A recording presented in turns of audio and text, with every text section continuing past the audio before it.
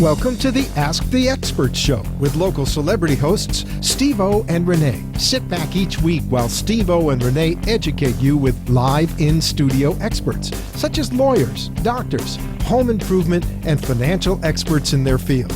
Call in and have your questions answered each week at 888-565-1470. Now, here is Steve-O and Rene with today's expert in their field.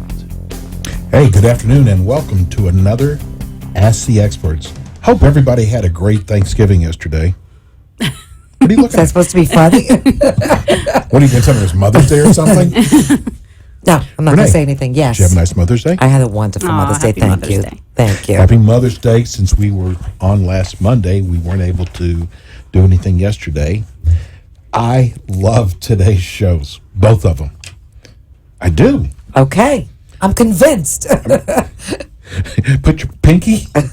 Anyway, welcome everybody. This is the Ask the Expert Show. If you've tuned in for the first time, how could you miss the last year? Anyway, we bring in the top experts in legal, health, financial, and home improvement. And today, the first half hour, we are doing a legal show with, can I say the top family law attorney? Absolutely. Oh, Yes, I agree. I'm going to change it up a little bit today. In Florida.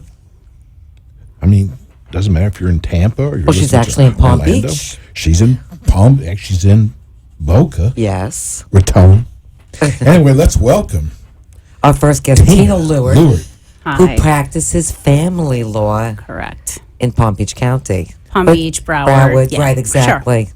Thank you. Hi. So tell everybody a little bit about your practice. Sure. Excuse me. Yes. Tell us a lot about Oh, this. okay, Yes. a lot. Okay, Not well, just now a that you said little a lot, bit. okay, let me expound. So, I specialize in an area of law which we formerly call marital and family law. And when I tell people that, I always say that's a fancy way of saying I'm a divorce attorney. So, generally, yeah, we handle divorce cases, which include issues relating to distribution of assets and debts, alimony, child support, child custody, time sharing, some domestic violence issues, prenups, post-nups, Yes. and the like. So modifications of child support, alimony, custody. We do contempt actions on child support and alimony, and so all things family law. Do anything with family violence, though? Yes, you just said that. I had a domestic violence hearing this morning. Did you really? Yeah, Okay. yeah. Restraining orders, aka restraining orders. So sad we're hearing Yeah, more those and are more hard. about It's that. become more prevalent. It really has. Those So are hard. tell everybody, first of all, where you're located at. You have a new office now. Correct. We moved from Boca to Boca. So I'm in a little further east in Boca. I'm on Yamato Road, 301 Yamato Road, in the Stonegate Bank building, corner of Yamato and Dixie. And generally, a lot of my cases happen to be, See how busy she is. It's a client. Nothing like client. live radio. A lot of my cases happen to be in that we call it the South County Courthouse in southern Palm Beach County, which is in Delray Beach. But I have cases all over the place: Broward County, northern Palm Beach County.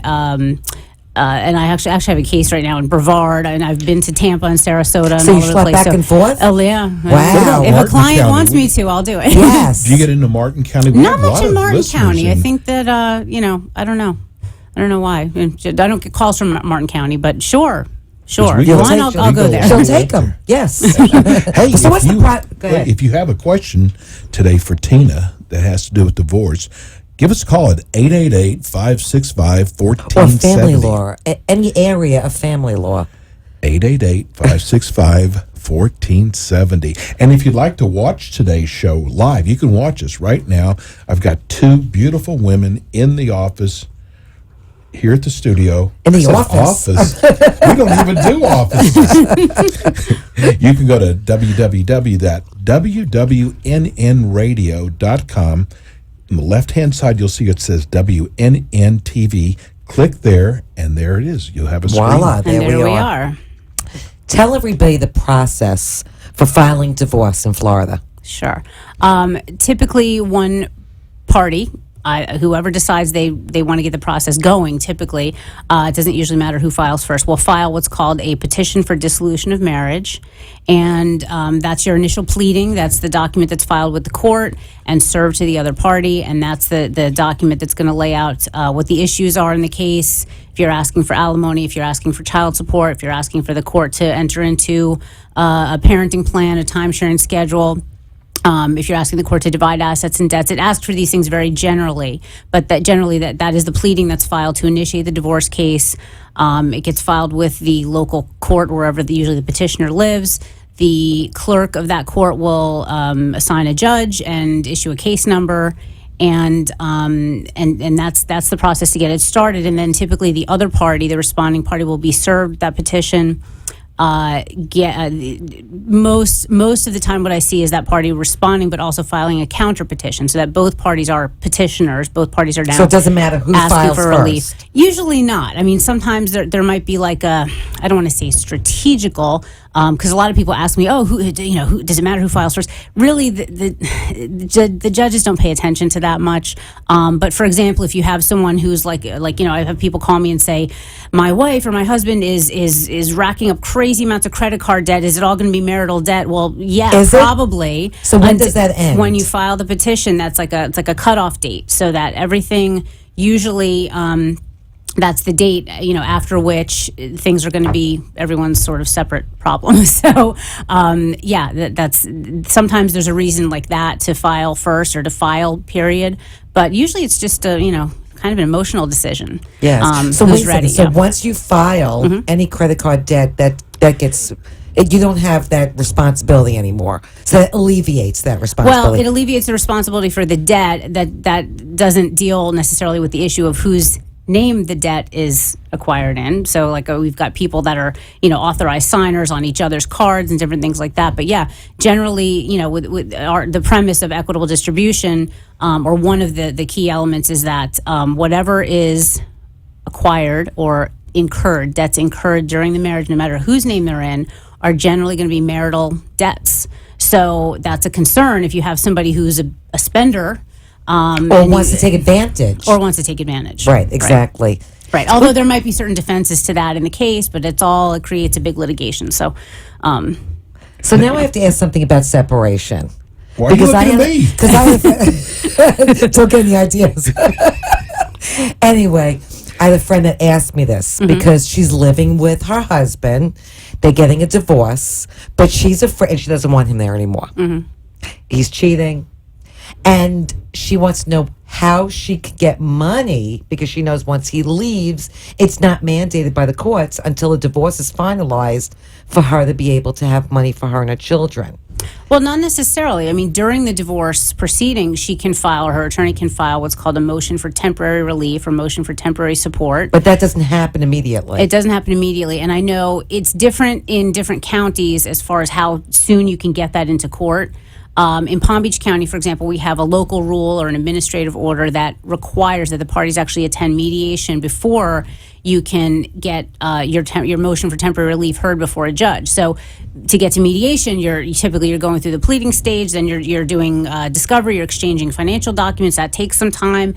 And so typically your first mediation in a divorce case is not going to happen for 2, maybe 3 months into so the in case. The so in the interim, yes, you need there's money. an issue. You need money, and that's a hard one. Sometimes, people have to borrow. They have to, Use the credit cards. Call the family, use the credit cards. Yes. It's rough, and so the only thing they can do is try to get into mediation sooner, or as soon as possible, or in really, really sort of exigent circumstances, you can ask the judge to waive the mediation requirement if it's like a real, urgent situation. See, that's the only unfair thing with the courts. I really feel like, it's just not the right way of handling it. Yeah, it's hard. And like in Palm Beach County, there's a certain definition of the word emergency and what constitutes an emergency. And it's generally limited to child-related things, abuse or physical harm. If a child is in danger of physical harm, or a child may be kidnapped or removed from the jurisdiction, that's it. Other than that, for example, support is not an emergency. It actually forces you to live with that spouse, even if things are not good. Yeah, a little bit sometimes. It unless does, unless yeah. they voluntarily leave, and so yeah, and you know, And then there's you still also then you still screwed. yeah, right. And Really? so there's also a temporary motion you can file for what's called exclusive use and possession of the marital home, and that's another thing you can ask for at your temporary relief hearing to say, hey, we're fighting, we're arguing, or this Right, is just because they hell. don't have to leave. They don't have to and leave. you can't change the locks. Pretty much, yeah. You Nope, can't tell I'm cannot. talking from experience. Yeah, you know that. So yeah, she knows the law. Yeah, I you do. cannot change the locks until you have either your order granting exclusive use and possession, or, for example, Or you have them committed to something. The other way would be a restraining order Yes. if there's one in place, but that involves domestic violence and hopefully those Yeah, but usually that's circumstances not are typically as the case. frequent, right? Yeah. Wait a minute, Renee. Last night the door was locked, and you said you were going to be getting a new key. I still haven't gotten that key yet. Keep looking for The it. car was really hot last night. Now, Florida's a no-fault state. I correct. love that's what I told my ex-wife. Not my fault. Now, what does that actually mean, though? What that means is that what that technically means is that you do not need grounds. You don't need actual grounds in Florida to get a divorce. So, for example, I don't even know if there are any states left that do fault divorce. That do grounds New for York. divorce. So, for example, I know New York. I don't know if they still do, but I know Yeah. they used to at least have requirement that to get a divorce, you'd have to prove certain things, like adultery or abuse or certain things that actually, like, you can't just say, okay, I don't love the person anymore, I'm done, and I want to get a divorce. You'd actually have to prove specific grounds for the divorce. And so we don't have that in Florida. In Florida, all you have to do is in your initial petition or counter petition say you have to allege that the marriage is irretrievably broken, which is it's a legal phrase, and it basically means that the marriage is over and there's nothing that the court can do to put it back together. And Basically, other they than made that, it very easy to get a they divorce. did, and other than that, no, the court's never really going to ask what happened, whose fault was it, who wanted to work it out, who wanted to go to counseling, who didn't, who was responsible for the breakdown of the marriage. They're really never going to ask, They don't care. whose fault it was. We have Yeah, we they have a don't. foreclosure show, and we tell people, don't try to handle it yourself. Are there people who try to do their own divorce, too? Yes. Tell them why they're idiots. Excuse me. Okay, Not so them. Us. I'm looking at you. I would not do that. No. No, but tell people why they should not try to do a divorce, especially when there's a lot of assets involved. assets, children, a house, a bank account, a retirement account, an alimony claim, any of those things or all of them. Absolutely, you need a lawyer who knows what they're doing. You need legal advice. I've seen people try to handle their own divorce and children, multiple houses, retirement accounts, To save some things money? in trusts and things that, Well, you would think if you had money that you would definitely you would hire think, an attorney. You would think, but some people try to save the money, and Yes. I get it. Litigation, and especially the more you fight, litigation going to court, it can be very costly. Well, I guess they feel if it's amicable, but you always need to be represented. Either Right, way. but then guess what? When they finalize the divorce, they go to some mediator, and the mediator is not a lawyer. They can't give legal advice, or so even if they are a lawyer, as a mediator, they cannot give legal advice.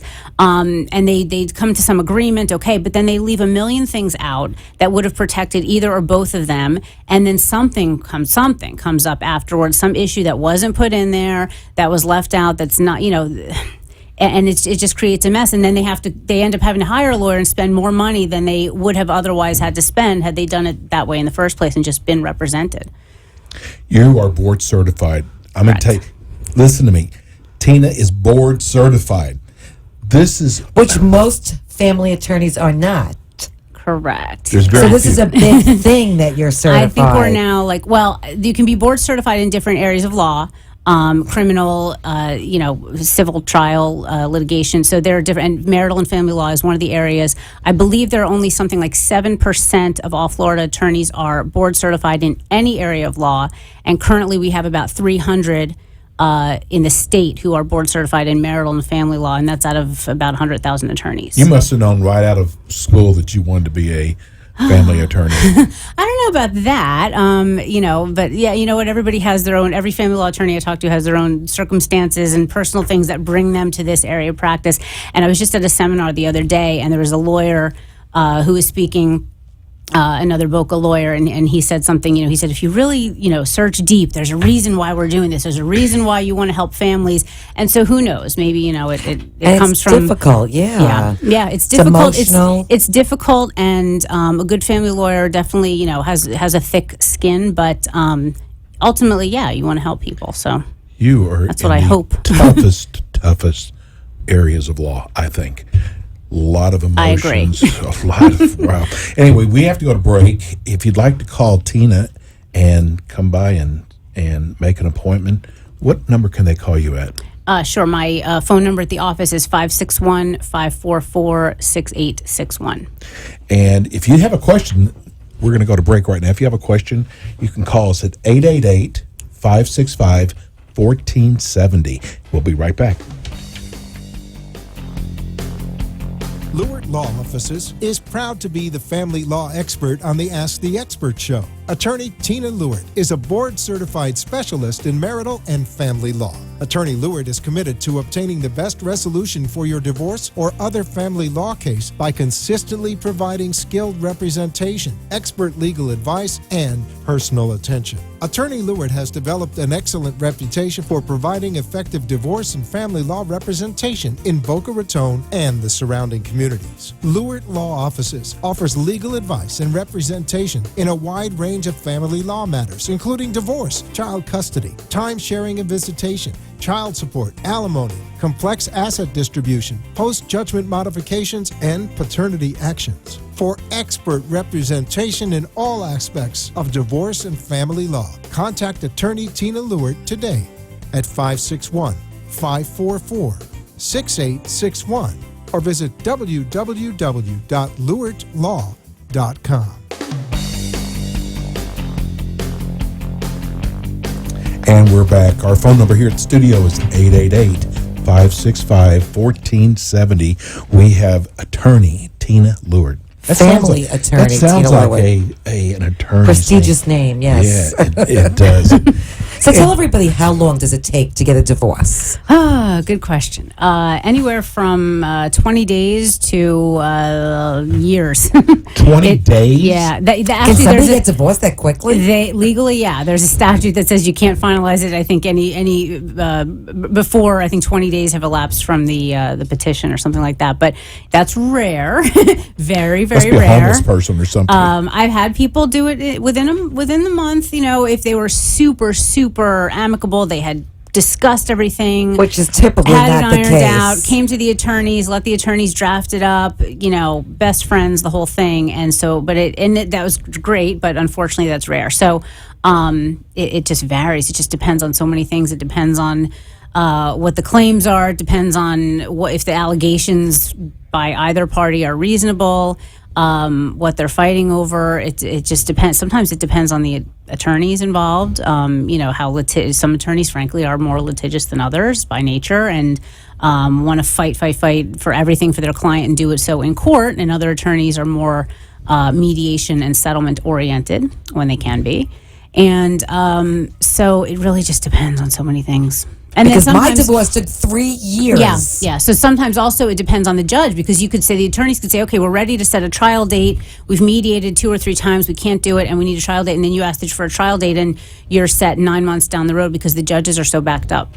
But there's no jury. People think there's a Correct. jury. It's Correct. a judge that makes the final decision. The judge. So one person, one man or woman who's up there who gets a day or a few days, depending on how the complexity of your case, to hear everything about your entire life and make a decision. And so you've got one person in a divorce case who is the trier of fact. I just want to know what happens if one of the parties doesn't want the divorce. In Florida, generally, if one person wants the divorce, it's going to happen. Okay. Really the most that a person could do is remember I told you earlier that when in your initial pleading to get the divorce, you have to allege the marriage is irretrievably broken. Well, if the other party responds and they deny that allegation, no, I don't think it's irretrievably broken. I think there's something we can do. The most the court could do is say, okay, let's abate the case, put the case on hold, and send them to counseling. But usually that's really only if it seems like there is a shot, and sometimes you have to have a whole hearing over that. But normally, if one person wants it, one person saying, "Listen, no amount of counseling can do this. It's done. I've tried. It's over for me." It's going to go forward. So what else could stretch it out to 3 long years? Let's see. That was 3 long years. Yes, and it Yeah. wasn't finance, it wasn't children. 3 years. What was it? Do you know?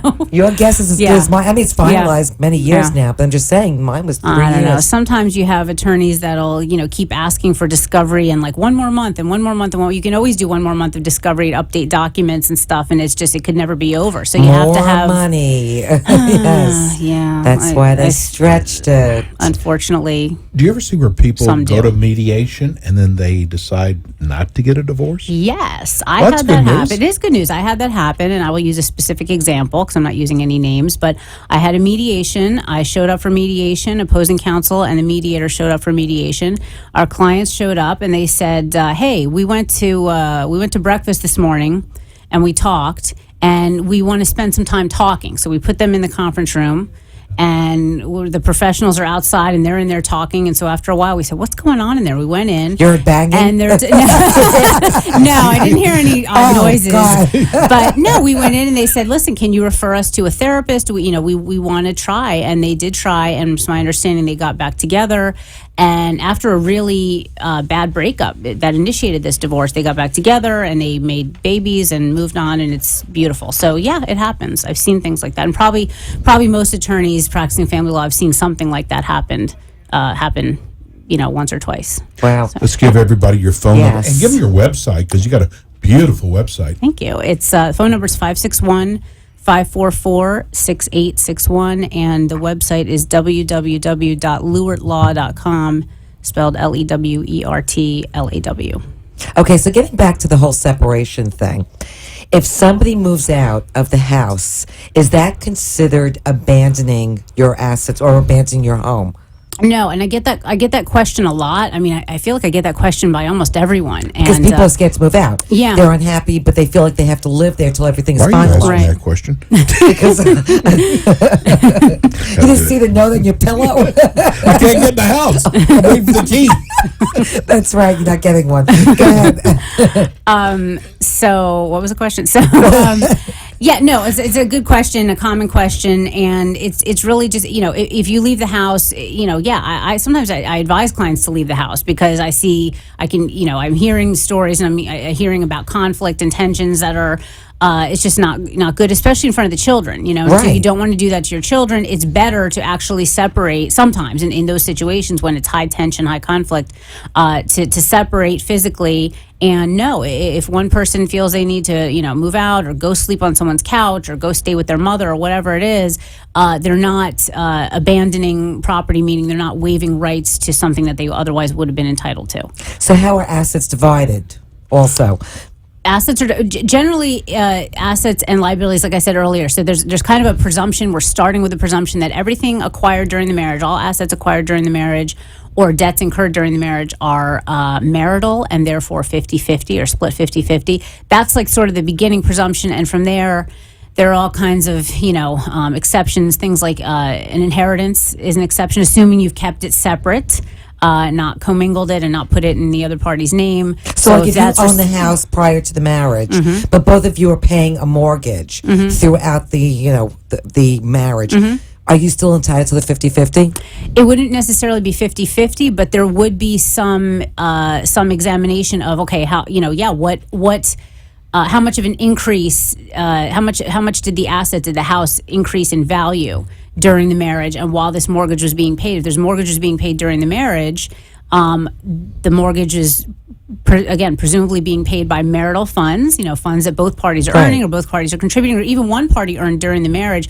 Those are marital funds. So if what funds were used to pay the mortgage, and we get into all kinds of complex issues like that, where we're doing a tracing of accounts and where the money came from, who made, like you said, if it was owned before the marriage, or was there a down payment made during the marriage, from someone with someone's non-marital funds. Or if they So- purchase the house and put you on the title. If they so both purchase the people house, are on the title. Yeah, if they purchase the house and put the other party on the title, it's 50-50. I mean, that's pretty much going to do So it make because sure your name is on the title. that's what she says. Now he says something When different. do Yeah. you decide if you should bring, is it forensics in, about finding out maybe some cash that hasn't been, assets that haven't been declared? How do you, I mean, maybe sometimes a spouse thinks there's more money there because it's got to be expensive to do the forensic Oh yeah, work. forensic accountants or forensic CPAs are it's an additional expense. I mean, they get paid an hourly rate just like the attorney does. They will usually request a pretty significant retainer up front to get started. But typically, you see a forensic CPA in a situation where either one party has their own business. So if you're a business owner, because most business owners, especially small business owner, a closely held business, you're going to pay some personal expenses that are probably tax deductible.